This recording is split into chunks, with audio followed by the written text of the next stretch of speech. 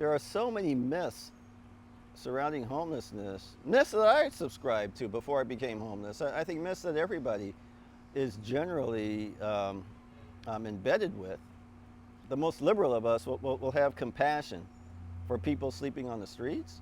But I think down deep, because we're in this Horatio Alger myth, pull yourself up by the bootstraps type society, down deep you kind of wonder, well, you know, if you just took a damn shower, put on a clean shirt, and get a job, you know, you wouldn't be homeless.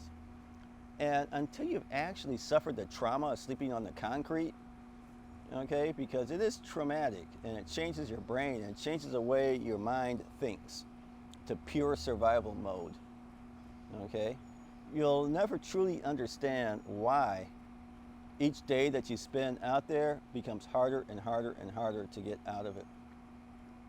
So that forces you to look at the root causes of homelessness, stop blaming the victim, and look at the systemic issues that force people into homelessness, the intergenerational poverty that was created by historical racial discrimination.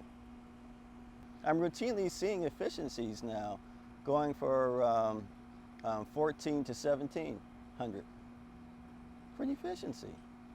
And if you're only making $440, $500 a week, $2,000 a month, you cannot afford, obviously, on your own, a one bedroom. So, frankly, the problem that leads to homelessness and our housing crisis is using housing as a commodity rather than as a right. And so housing goes to the highest bidder. If you can't afford it, you ain't got none, okay? And we want to eliminate that. Housing is a human right that should be available to everybody, and so that's what we firmly believe. So the main poison, if you will, of shelters is that they strip the homeless of their last remaining possession.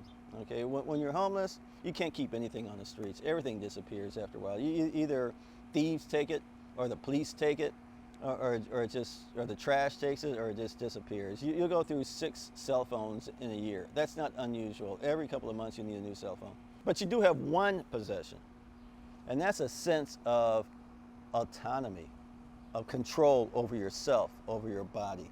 Shelters strip you of that last remaining possession. And so you have no autonomy, no control. Is it any wonder why people don't want to go to shelters? Okay, because that's important for your self-esteem. That's important for who you, for your feeling, belief, your existence as a human being, that you have some type of control over your body. So the first thing is housing first. That's the ultimate answer. So until we get to the inventory for housing first, we need some type of bridge, some type of landing space, all right? Shelters are not the landing space. Shelters do not work for the chronically homeless. We know what to do to end homelessness, all right?